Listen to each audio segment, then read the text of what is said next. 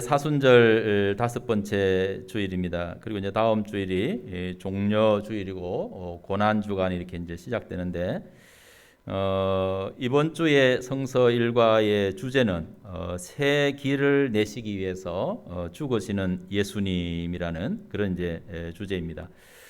이 한 주간 동안 왜 주님이 우리에게 새로운 그 길, 구원의 그 길을 내시기 위해서 십자가에 죽으시는지, 그것을 왜 그렇게 하시는지를 이렇게 좀 깊이 이렇게 묵상하는 그런 이제 한 주간이 되어지기를 이렇게 간절히 바랍니다.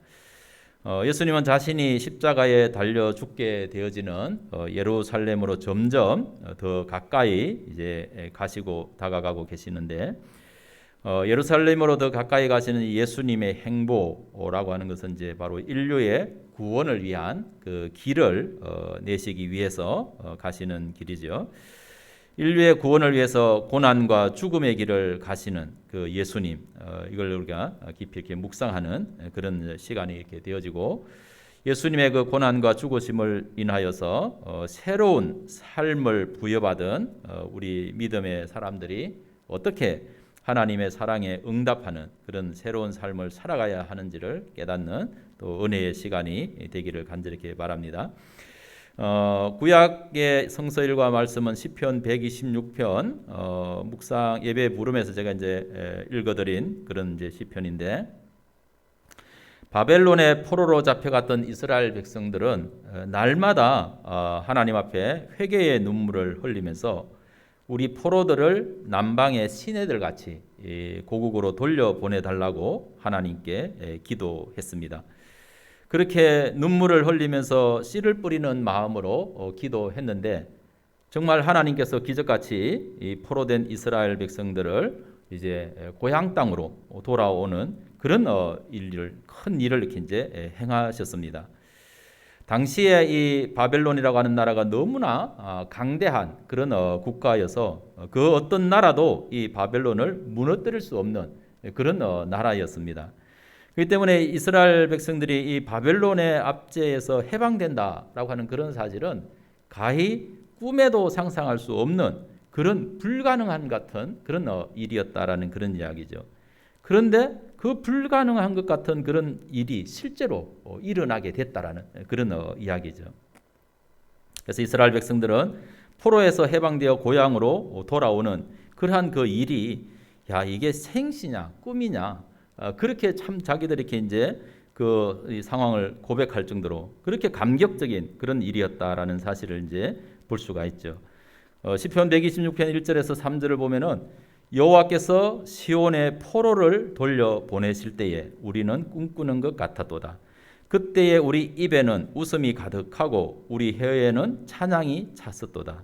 그때 문나라 가운데서 말하기를 여호와께서 그들을 위하여 큰 일을 행하셨다 하였도다. 여호와께서 우리를 위하여 큰 일을 행하셨으니 우리는 기쁘도다. 그렇게 찬양을 했습니다. 여러분, 사람의 마음은 다 똑같습니다.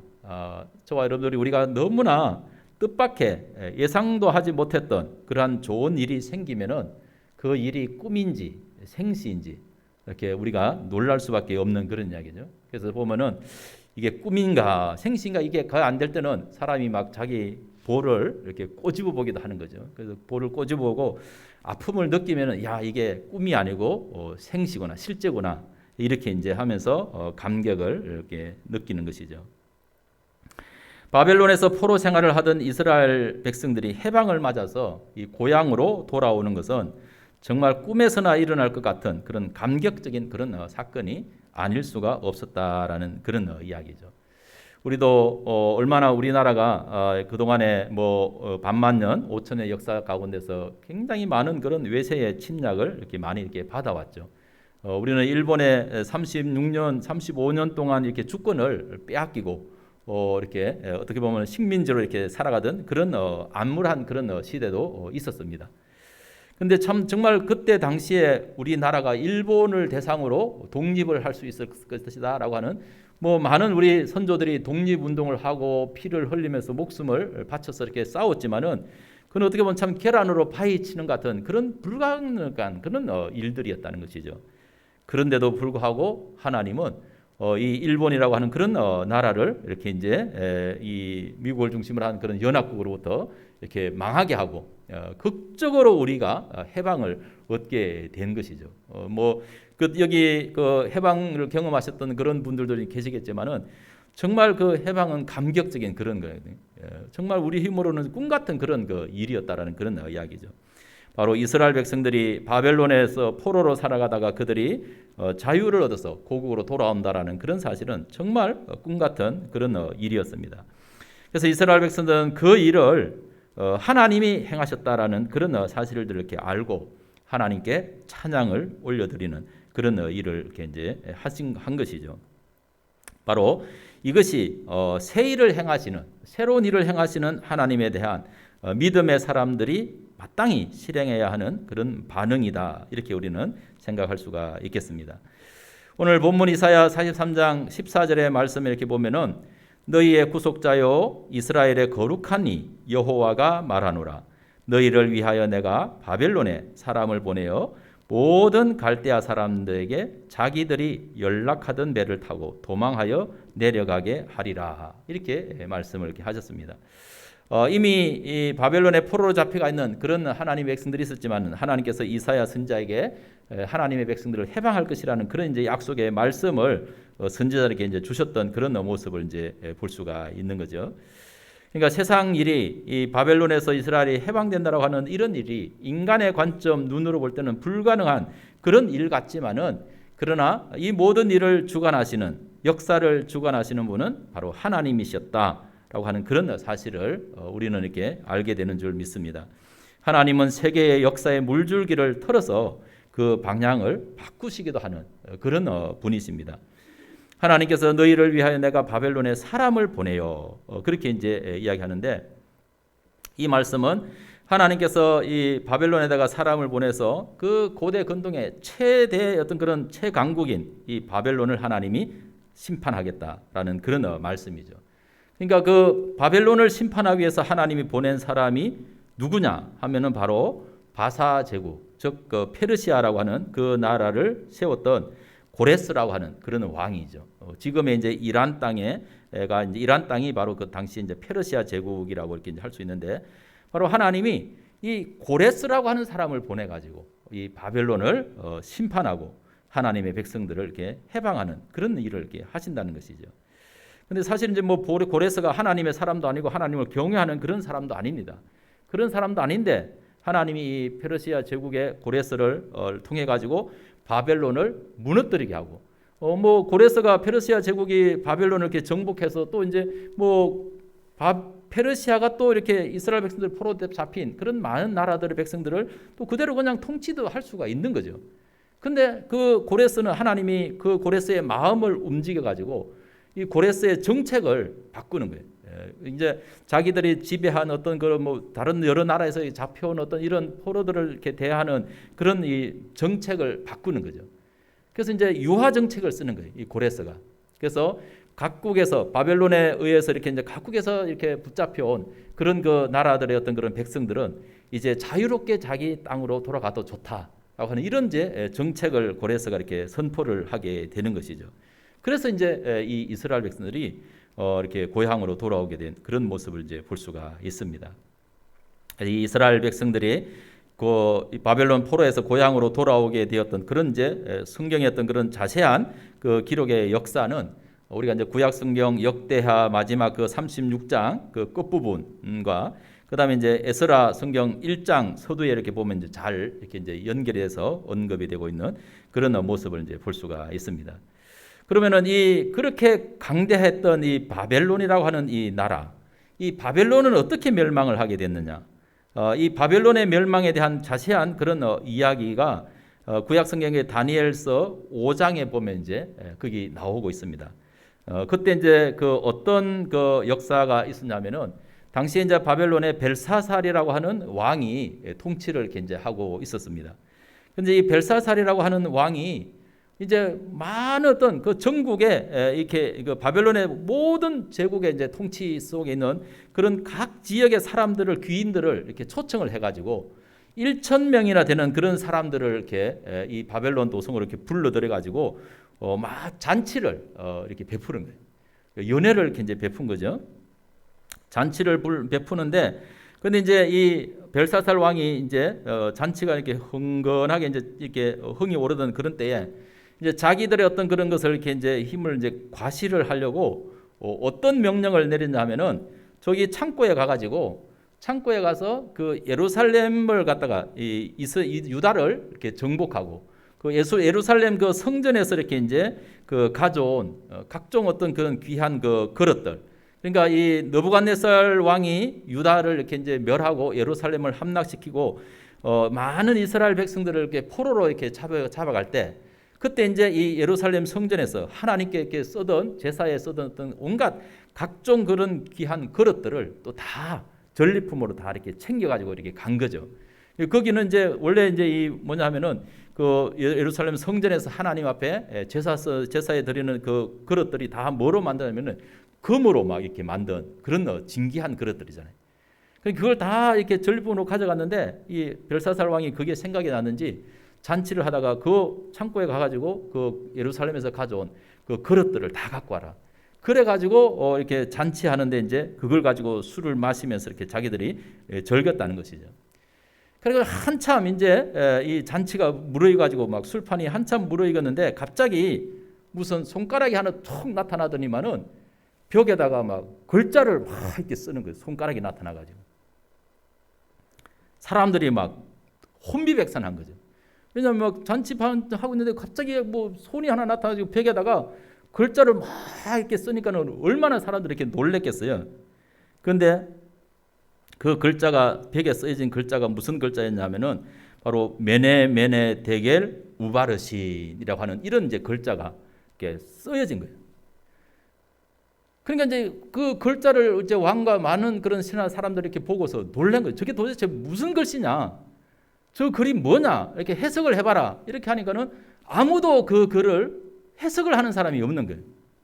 그래서 이제 당시에 이 바벨론의 포로로 이렇게 이제 잡혀와 있던 그 사람 중에 아주 지혜가 뛰어난 그런 하나님의 사람이 있었어요. 바로 이제 다니엘이라고 하는 사람이죠. 그래서 이제 이 다니엘을 불러가지고 저 글이 도대체 무슨 글자인지 해석을 해봐라. 이렇게 이제 해석을 시켰어요. 그랬더니 이제 다니엘이 그 글씨를 이렇게 보고 해석을 하는데 뭐라고 했냐면은 메네 데겔 우바르신 이렇게 했는데 이제 이 메네라고 하는 이 단어는 이미 왕의 나라는 시대가 다 했다는 뜻입니다. 그 이제 벨사살 왕한테 그런 해석을 해주는 거예요. 왕의 나라는 이미 이제 시대가 다 돼서 끝났습니다. 그런 이야기라는 것이죠. 그리고 데겔이라고 하는 글자는 왕을 하나님이 저울에 달아보니까 하나님은 그릇이 왕은 하나님의 어떤 그런 그릇이 안 됩니다. 이 나라를 통치하고 다스릴 그런 그릇이 못 된다는 그런 뜻입니다. 이렇게 이제 부족하다는 그런 뜻이고, 이 우바르신이라고 하는 이제 이 단어는 이제 베레스라고 하는 어떤 그런 이제 단어의 발음인데, 이제는 왕의 나라가 나누어져서 다른 사람에게 준다는 이런 뜻입니다. 이런 거예요.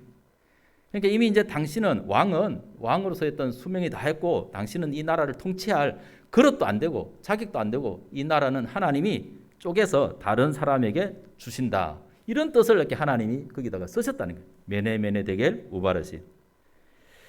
이 다니엘의 그 어떤 해석을 이렇게 듣고서 이 벨사살 왕이 취한 행동도 보면 참 특이하죠, 그렇죠? 어떻게 보면 이제 자기 시대가 끝났다는 그런 이야기고, 자기가 다스리던 나라가 자기는 부족한 그런 왕이다. 이 나라를 이제 쪼개서 하나님이 다른 사람에게 준다.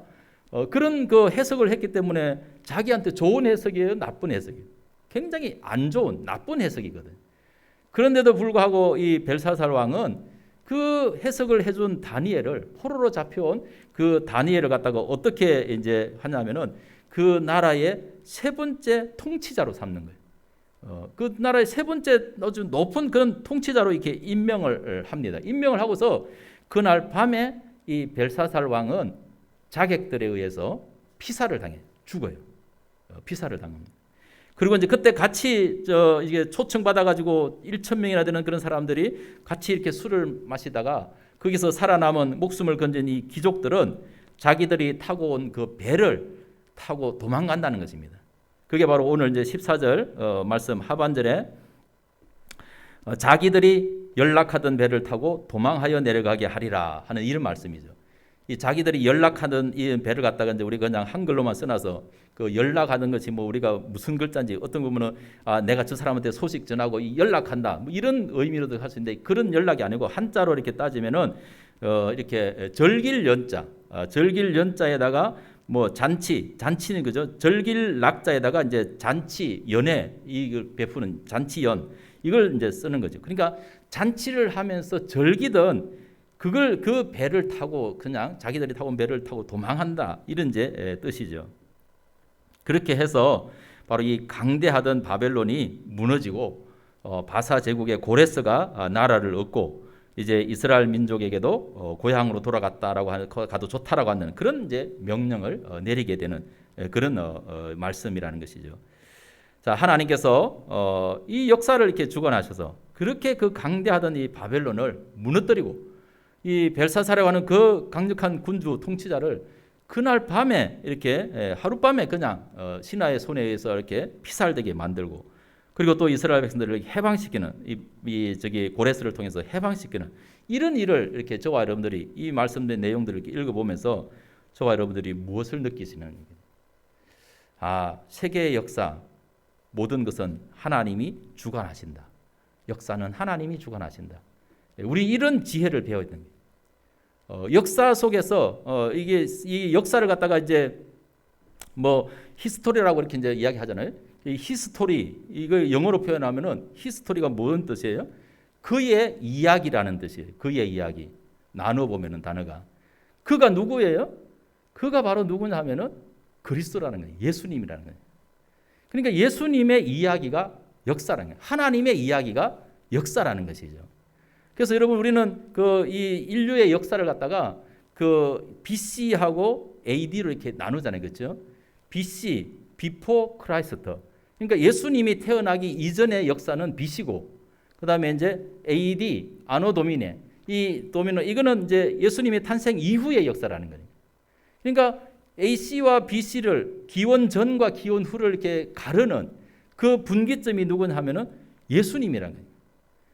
인류의 구세주로 오신 예수님이 역사의 중심이라는 거예요. 하나님의 역사의 중심. 그러니까 이 이야기는 무슨 이야기냐면은 온 인류의 역사는 누가 주관하신다? 궁극적으로는 하나님이 주관하신다라는 그런 사실을 우리가 이제 배울 수 있는 그런 말씀이죠. 그래서 하나님은 아무리 강대하다고 하는 그런 바벨론도 하나님이 간섭하시고 하나님이 역사하시면은 흔적도 없이 사라지고 만다라는 그런 이야기. 하나님의 뜻대로 역사의 물줄기도 바꾸실 수 있는 그런 분이시라는 것을 우리에게 알려주고 계십니다. 그런데 여러분 여기서 우리가 중요한 것이 하나 있습니다. 뭐냐 하면은 하나님은 세계 역사의 물줄기를 바꾸시는 그런 분이시기도 한데 근데 무작정 그냥 바꾸시는 분이 아니라는 것입니다.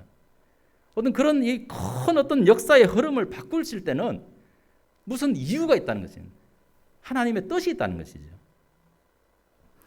하나님은 무엇 때문에 이 역사의 물줄기를 바꾸시기까지 하시는가 하는 그런 이야기죠. 그 이야기는 다른 것이 아니고 그 이유는 다른 것이 아닙니다. 바로 하나님이 자기 백성들을 위해서 역사의 물줄기도 바꾸시는 분이라는 거예요. 하나님이 역사의 중심이신 예수님을 왜 이 땅에 보내셔가지고 왜 예수님의 그 죽으심을 통해서 왜 예수님이 탄생과 기원 전과 기원 후를 이렇게 나누시는가? 왜 그렇게 나누시느냐? 바로 그것은 예수님이 이 땅에 온 것은 다른 일이 아니에요. 하나님의 백성, 그의 백성들을 구원하기 위한 그런 뜻이 계시기 때문에 하나님이 그리스도를 이 땅에 보내신다라는 그런 사실을 이제 우리가 깨달을 수 있는 그런 말씀이죠. 그러니까 하나님이 역사를 주관하고 물줄기를 바꾸고 하는 그런 이유는 다른 것이 아니라 바로 자기 백성들을 위한 것이다 라는 이런 사실을 저와 여러분들이 이해할 수 있게 되기를 간절히 바랍니다. 하나님께서 간섭하셔서 이 바벨론이라고 하는 그런 강대한 나라를 무너지게 하고 바사의 고레스 왕을 세운 것은 다른 이유가 아니라는 것입니다.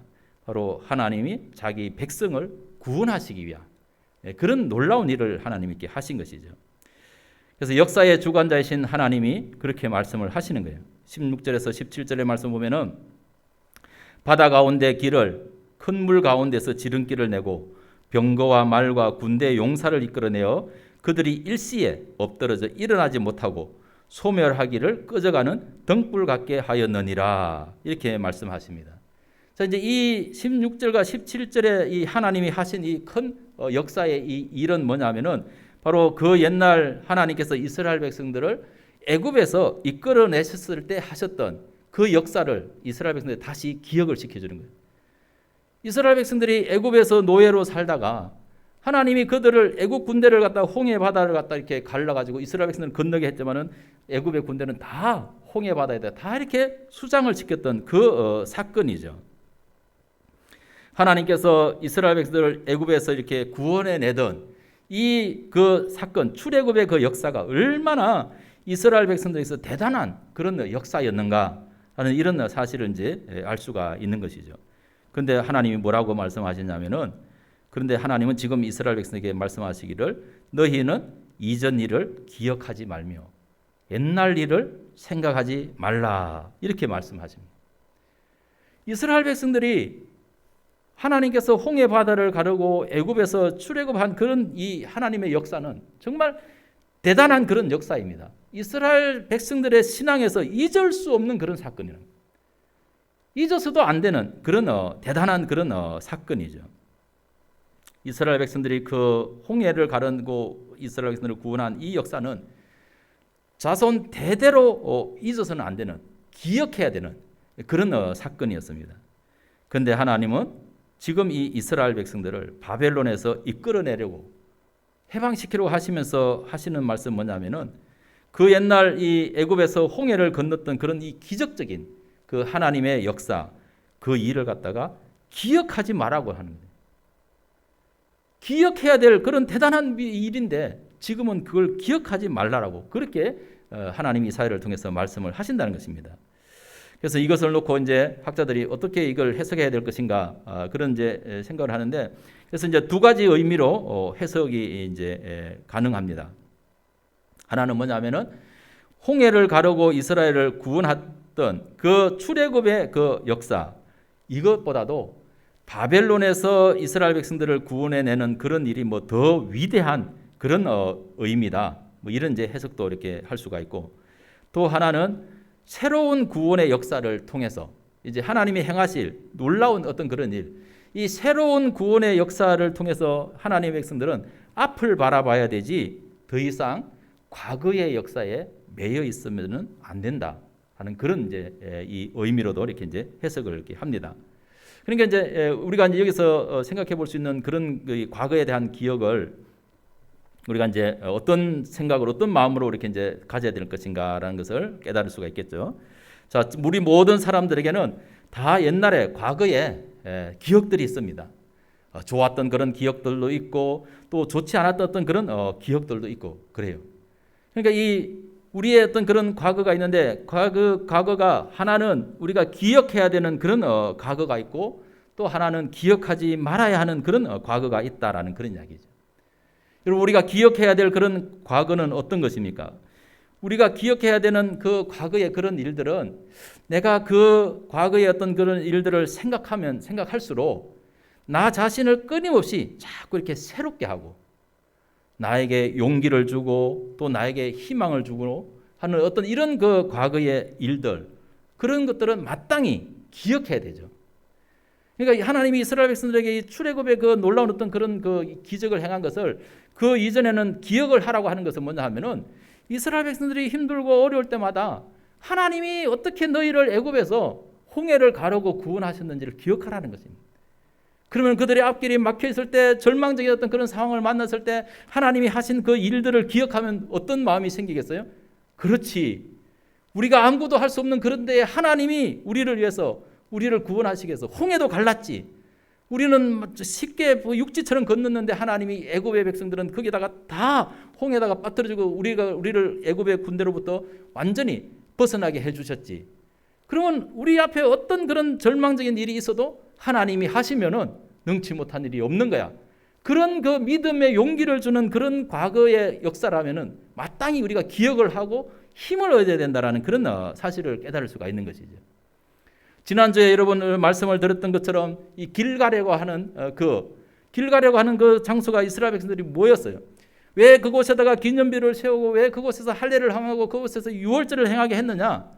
이스라엘 백성들이 이제 가나안 땅에 들어가 가지고 그 가나안 땅을 정복하면서 그 땅을 이렇게 누리면서 살아갈 때 그들의 앞에 또 쉬운 일만 있고 평탄한 일만 있는 게 아니라는 것입니다. 가다 보면 어려운 일도 있을 수 있고 힘든 어떤 그런 과정도 있다는 것입니다.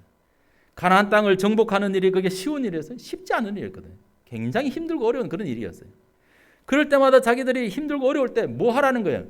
다시 길갈에 와가지고 하나님이 행하신 역사를 기억해라.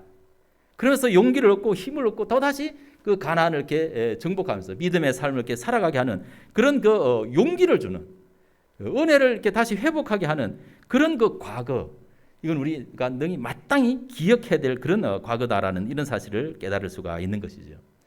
그런데 우리의 그런 과거의 일들이 뭐 불행했던 그런 과거는 말할 필요도 없고 정말 아무리 대단하고 좋았던 그런 그 과거를 할지라도 우리의 삶을 자꾸 그 옛날에 그 향수병에 빠지게 하고 야 그때가 좋았는데 하면서 신세 타령을 하고 오히려 나를 무기력하게 하는 그런 과거가 있다면 그것은 기억하지 말아야 되는 거예요.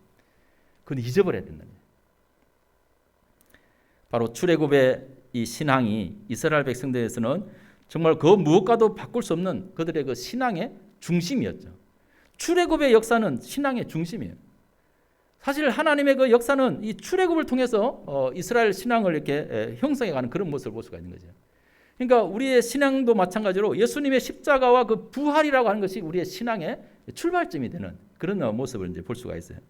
그래서 이 출애굽의 이스라엘 백성들의 출애굽의 신앙 고백은 정말 그들의 신앙의 중심이지만은 이 이사야 시대는 더욱더 새로운 구원과 회복을 준비해야 되는 그런 시기였다라는 그런 이야기죠.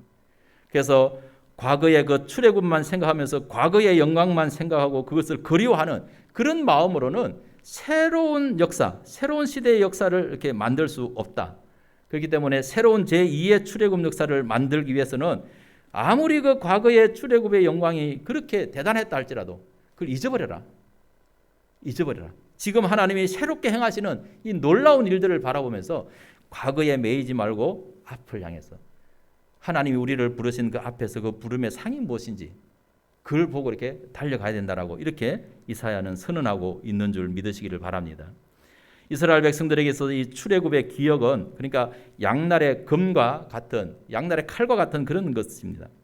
과거 하나님의 그 구원의 행하심만 기억하다 보면은 그 백성들이 그 후에 가나안 땅에서 살면서 자기들의 그 교만해진 그런 그 죄악의 어떤 이런 것들을 심각하게 생각하지 못하고 가볍게 보는 그런 어떤 무기력함이 있을 수가 있어요, 여러분. 그러니까 우리가 하나님의 구원의 은혜만 늘 그것만 이렇게 생각하면서 내가 하나님 앞에 구원받은 백성으로서 살아가야 할 어떤 그런 삶의 목표를 잃어버리고 그냥 하나님의 구원받은 그 은혜에만 우리가 안주하고 있으면은 우리가 해야 할 일이 무엇인지를 잊어버리는 그 불순종의 어떤 그런 신앙의 죄를 가볍게 여기는 그런 함정이 그 속에 있다라는 그런 이야기죠.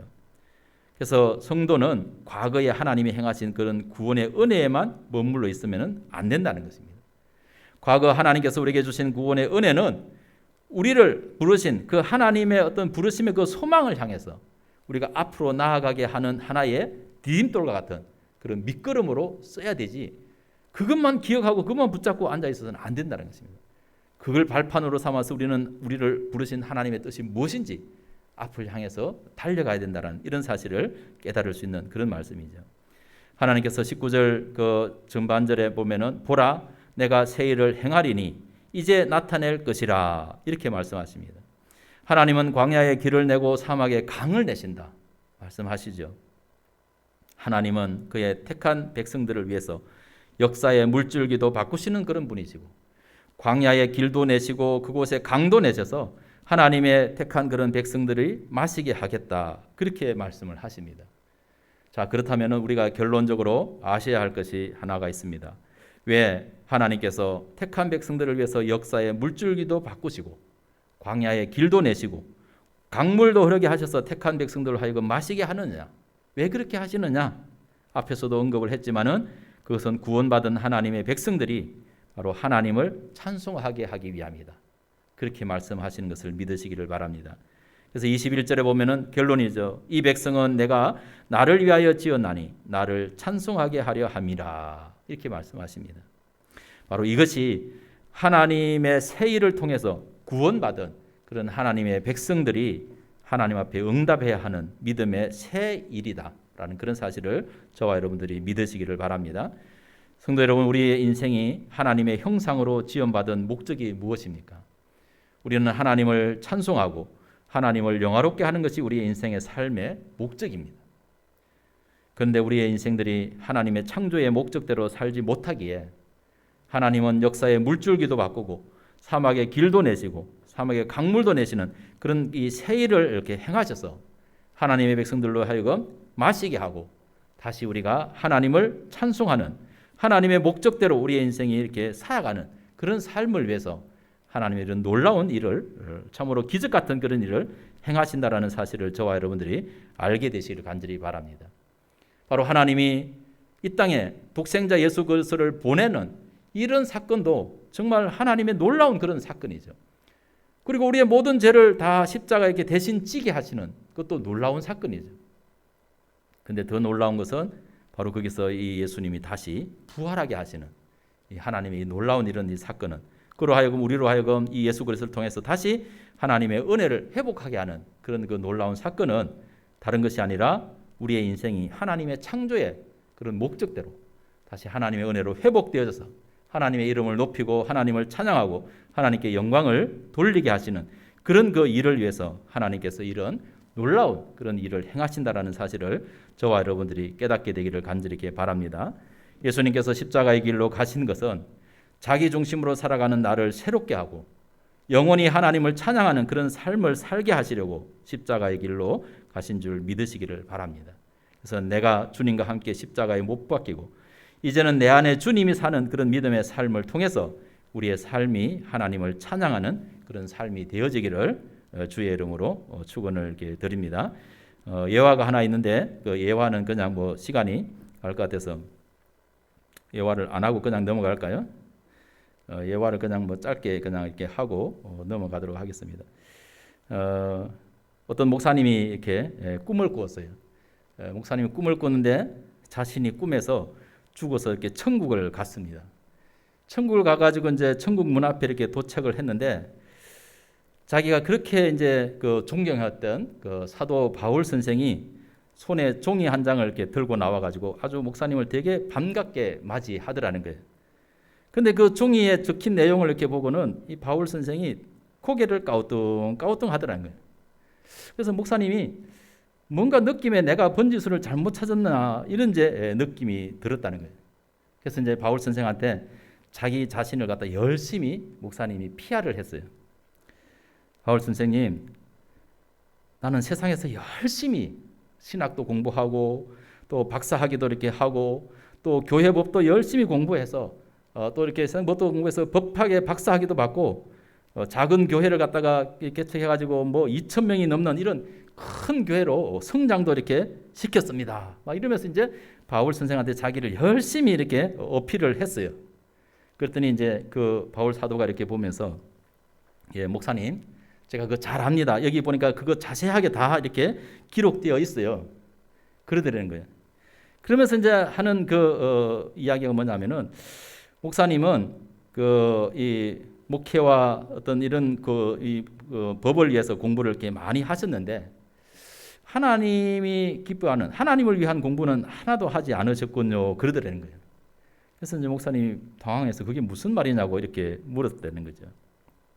자, 목사님이 그렇게 열심히 신학 공부를 하고 또 천국 오는 그런 길을 잘 이렇게 알아서 이제 이곳으로 이렇게 오셨습니다. 그런데 신학인이 법학인이 하는 이런 모든 것들은 다 세상에서나 필요한 거지 여기 하나님의 나라에서는 아무것도 필요하지 않습니다. 그러면서 자, 이 천국에서 지금 하는 것이 뭔지 한번 보세요. 이러면서 이렇게 이제 보여주더라는 거예요.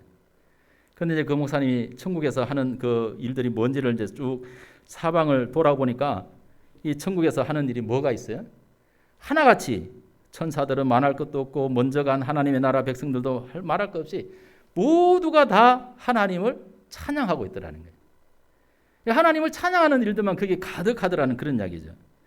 그래서 목사님이 그렇군요. 그러면서 고개를 이렇게 끄덕거리니까 바울 선생이 말하기를 목사님 다시 세상으로 가서 이제 하나님이 기뻐하는 그런 공부를 다시 하고 오십시오. 그러면서 가라더라는 겁니다. 근데 이 목사님이 천국을 보니까 얼마나 좋아요. 천국이 너무 좋아서 가기 싫다고 안 가겠다고 막 이렇게 막 발버둥을 치다가 어떻게 됐겠어요? 꿈을 깼어요. 예. 가기 싫다고 막 발버둥해서 꿈을 깼어요. 그래서 이게 꿈이구나. 그래서 이제 하나님이 뭘 좋아하시는지 그걸 이렇게 깨닫고 그 이후로 열심히 하나님을 찬양하는 찬송하는 그런 일을 이렇게 했다라는 그런 이야기입니다. 자, 우리가 하나님을 찬양하는 일이 뭐겠어요? 우리가 뭐 소리로도 하나님의 이름을 찬양하고 이렇게 노래하는 이런 것도 하나님을 찬양하는 것이겠지만 우리의 삶이 하나님이 기뻐하는 일이 무엇인지를 생각하면서 그 믿음의 삶을 이렇게 살아가는 그것이 바로 하나님을 찬양하는 그런 일이 되는 줄로 믿으시기를 바랍니다. 하나님께서 독생자를 십자가에 내어주시고 우리를 새롭게 하신, 우리를 하나님의 자녀로 구원하게 받게 하신 이 하나님이 행하신 놀라운 이 일을 은혜를 받은 저와 여러분들이 해야 하는 한 가지 목적은 바로 하나님의 창조의 목적대로 하나님의 영광을 위해서 하나님을 찬양하는 그런 일에 저와 여러분들이 쓰여지는 그런 복 있는 삶이 되기를 주의 이름으로 축원합니다. 기도하겠습니다. 거룩하신 하나님 아버지, 은혜와 사랑을 감사합니다. 우리 인생이 하나님의 형상으로 지음받아 하나님의 거룩한 목적대로 하나님의 영광을 위해서 아름답게 쓰여질 인생으로 지음받았습니다. 그런데 우리는 악한 원수마귀 사단에게 미혹되어져서 참으로 하나님의 영광이 아닌 우리의 자기의 영광을 위해서 이렇게 타락한 그런 백성이었습니다. 영원히 멸망받을 수밖에 없는 그런 우리 인생인데 하나님께서 독생자 예수 그리스도를 통하여서 참으로 우리에게 놀라운 일을 행하시고 우리가 하나님의 백성으로 다시 구원받게 하셨습니다. 참으로 꿈에도 생각할 수 없는 그런 놀라운 일을 행하신 하나님의 뜻이 바로 우리가 다시 하나님의 영광을 찬양하는 그런 백성이 되도록 하기 위해서 하나님이 이 새 일을 행하여 주신 줄로 믿습니다. 우리 모든 믿음의 성도님들이 이 하나님의 은혜를 받아서 하나님에게 영광을 돌리는 믿음의 온전한 복된 삶을 살아가도록 복을 내려 주옵소서. 예수님의 이름으로 간절히 기도드립니다. 아멘.